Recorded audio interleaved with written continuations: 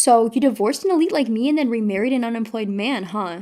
My ex-husband Brian's voice echoed throughout the fancy restaurant. Sitting next to him, the woman who was his affair partner back then looked at us, covering her mouth as if trying to hide her amusement. Well, I guess a divorced nurse like you can only marry an unemployed man. Is this your husband? He's quite a plain-looking guy. Perfect for you. Brian said something like that. My current husband stepped forward, shielding me. Please stop. I won't allow you to make fun of Mary any further. Oh, the unemployed husband has appeared. Hey, do you know who I am? I know very well, that's why. At that moment, my husband's words made my despicable ex-husband freeze. My name is Mary. I am 27 years old and I've been married for 2 years. I've been working as a nurse, my dream since I was a child, and my days are busy but fulfilling. Hey Mary, look at this! In the morning, Brian, my husband, called me over with a bundle of papers and a happy expression. What's going on? Wow, that's amazing! It was the company newsletter for the advertising agency where Brian worked. Ranked number 1, Sales Department's rising star, Brian. The headline was accompanied by a photo and interview of Brian with a proud smile. I'm in trouble, they featured me again. While saying that, Brian couldn't hide his joy. Brian was an elite, having graduated from a well-known university and working at a major advertising agency. That's amazing, Brian. I'm happy too.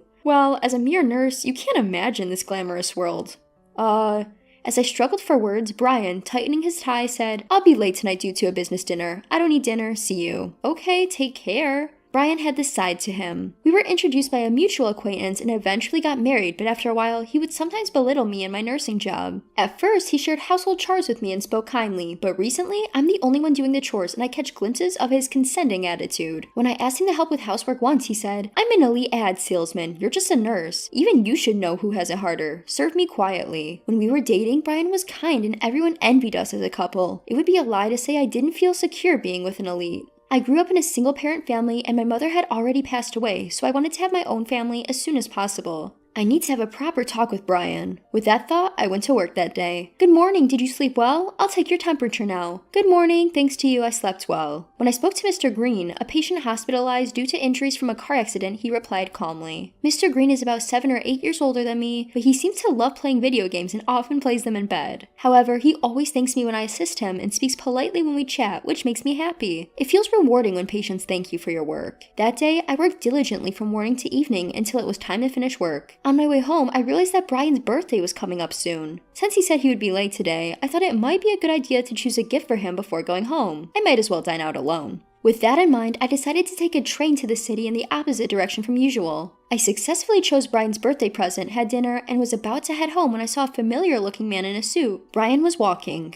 However, there was a slender woman with long brown hair snuggling up next to him. For some reason, I had a bad feeling. I thought he said he had a work dinner today. With my heart pounding uneasily, I followed the two from a distance. Then, the two of them left intimately, held hands, and went off into an accommodation facility. I felt like everything went dark before my eyes and sat down on the side of the road. It's not true. Brian was cheating on me. Dressing up, coming home late, always fiddling with his cell phone at home. I thought it was all for work, but it wasn't. Brian had betrayed me. I don't know how I managed to get home. I sat alone in the dark living room of my home. Hey Mary, what's the matter? Not even turning on the lights? Brian turned on the living room lights when he came home late. With my head down, I spoke to Brian. Brian, sit down there. What is it? I'm tired and I want to go to bed already. Just sit down. As I glared at Brian, who reluctantly sat down, I confronted him. Brian, you're cheating on me, aren't you? I saw you today. Brian looked surprised for a moment, but then sighed. Is that all? What do you mean, is that all? Yeah, that's right. I have another girl I'm dating. She's a receptionist at work, famous for being cute. Can't help it, can I? I'm popular. What are you saying? As I was astonished by Brian's brazenness, he continued, You should be grateful that I've been with someone like you, who has nothing going for them. Your face is nothing special. You work as a nurse, a lowly job, and you have no parents. How can you keep someone like me, Mary? What? Well, it doesn't matter. I kept you around as a housekeeper, but you're no longer needed. Pack your things and leave. Brian glanced at me, unable to speak from the shock, and went to the bedroom. I couldn't sleep all night and was left devastated, but I still had to go to work. Leaving the house before Brian, I tried to do my usual work despite the struggle. Did something happen? You look pale. Surprised, I looked at Mr. Green, holding a game console, staring at my face. I'm fine. It's disgraceful for a nurse to be worried by a patient, haha. Trying to laugh it off, Mr. Green shook his head and said, You shouldn't say you're a disgraceful nurse, even as a joke. I think I can be discharged today thanks to your help. I can't ask what happened, but you'll be okay. You're someone who deserves happiness. Holding back my tears, I bowed to Mr. Green. You'll be okay. You deserve happiness. Mr. Green's words gave me encouragement. That day, I packed my things, left the completed divorce papers, and moved out of the house. The next day, Brian called. I filed the divorce papers. Understood. Now you're a divorcee with no parents and an ugly nurse. Do your best to be happy. Goodbye. Not wanting to hear Brian's laughing voice any longer, I hung up. And so, our divorce was finalized. For about a year after that, I was even more absorbed in my work than before. After moving, I requested to be transferred to a busy department, which left me no time to feel lonely, and it might have been for the best. On a day off, I went shopping nearby and ran into a familiar face in the park on my way home. Ah, Mr. Green! Oh, it's been a while. Thanks to you, my health has improved a lot. Sitting on a park bench, playing a game, I couldn't help but smile at Mr. Green. We talked for a while. When I told him about finding out about my husband's affair and being encouraged by his words to get a divorce, Mr. Green seemed surprised. That must have been tough. You did well to get through it. Thank you. I've been holding on to the words "I'll be okay" like a charm. On the way home that day, Mr. Green invited me out for dinner. We exchanged contact information, and even though we went home that day, we continued to go on several dates afterward. Eventually, I accepted Mr. Green's, or rather, Sam's proposal to be in a relationship. Sam and I were able to go on dates even during weekdays. In other words, he didn't seem to have a job. Even so, he always treated me to meals, which I initially found quite mysterious. But above all, I was attracted to Sam's personality. He was always relaxed, composed, and polite to everyone, and he treated me with great care. His hobby was, of course, gaming, and although I had never played before, I started to join him. When we played together, Sam was clearly going easy on me, but I appreciated his kindness. A year after we started dating, Sam proposed to me.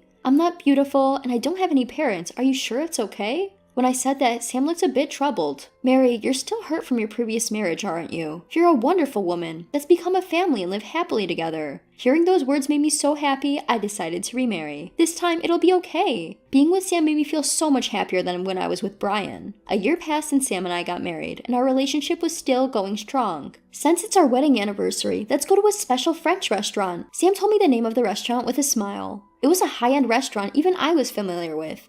Is it really okay to go to such an expensive place? It's a special day, of course it is. Thank you. We usually ate at home or went out for Japanese food, which we both loved, so this was a refreshing change. We dressed up to the nines and headed to the restaurant. As we joyfully enjoyed the dishes served, we were having a blissful wedding anniversary when suddenly I heard a familiar voice. Mary? Hey, is that you, Mary?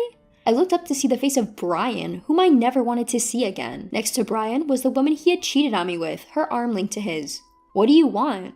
Huh, really? Huh. Brian rudely stared at Sam and me. It seems Sam had instantly understood the relationship between Brian and me. You're not supposed to have anything to do with me anymore, please go away. I said that, but Brian didn't budge. Instead, he started to say something outrageous. How can someone like you afford to be in such a high-end restaurant? Sam responded to that. Today is our wedding anniversary. We can dine wherever we want. Huh, wedding anniversary, huh? So the poor couple splurged and came to a place like this, huh? That's touching. Brian was smirking. The woman who had been Brian's affair partner was also covering her mouth and looking at us as if she couldn't hide her amusement. After divorcing Elite Me, you were married a jobless man, huh? Brian said to me, completely ignoring Sam. Huh? What's that? Where did you hear that? I ran into one of your colleagues and heard it. They said you're going on dates even on weekday afternoons and that they've never seen your partner wearing a suit. Plus, they said he's a gamer boy. Is this the jobless husband? He's a fittingly dull man for you, huh? Brian continued to mock me, who was too surprised to speak. Well, a divorced nurse like you can only marry a jobless man, huh?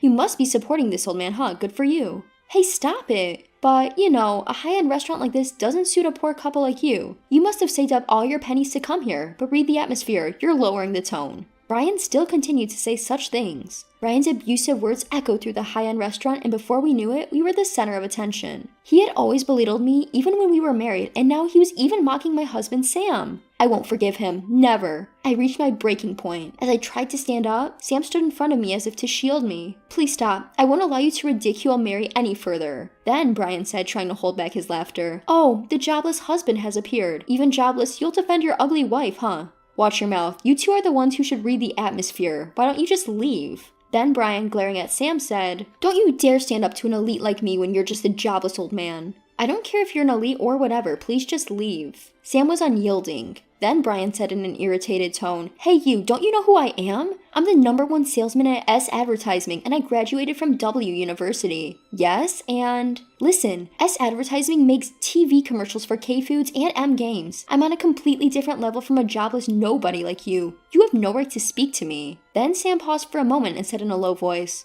I know who you are very well. Now, who do you think I am? Brian was momentarily confused. Huh? There's no way I know who someone like you is. Then, the woman next to Brian, who had been silent until now, let out a small scream. Wait a minute, this guy, isn't he Sam Green?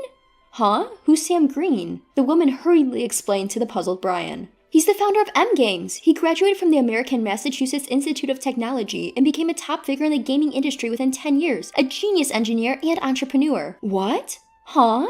Brian's face turned from red to blue. Indeed, I am Sam Green, the founder of M Games. I'm now the chairman, having stepped back from day-to-day management, Sam said with a straight face. Yes, Sam was the person who founded the super famous game company M Games. I remember being convinced about his free time on weekdays and his constant gaming when I heard that. Wait a minute. M Games is one of our major clients. Brian, now pale, said this while trembling. His face was covered in cold sweat. That's right, we handle all your TV commercials and magazine ads. The advertising budget must be in the billions, Sam said with a smile. At that moment, Brian and the woman next to him bowed their heads. We're so sorry, please forgive us. We had no idea you were the chairman of M Games, Sam said to flustered Brian, trying to apologize. You're apologizing to the wrong person, aren't you? You should be apologizing to Mary. Brian then turned to me and prostrated himself. The woman next to him looked at Brian in astonishment. Mary, no, Miss Mary, I'm sorry for what happened when we were married and for today. Please forgive me. I almost laughed at Brian's pathetic state but managed to hold it in. Mary, what will you do? Sam asked me in a relaxed tone. No, it's impossible to forgive him normally. Please don't ever show up in front of us again, I said firmly. Sam grinned and gave me a small thumbs up. He then bent down and whispered in Brian's ear. Mary is a perfect wife for me. I'll make her happy from now on, so you should worry about your own neck.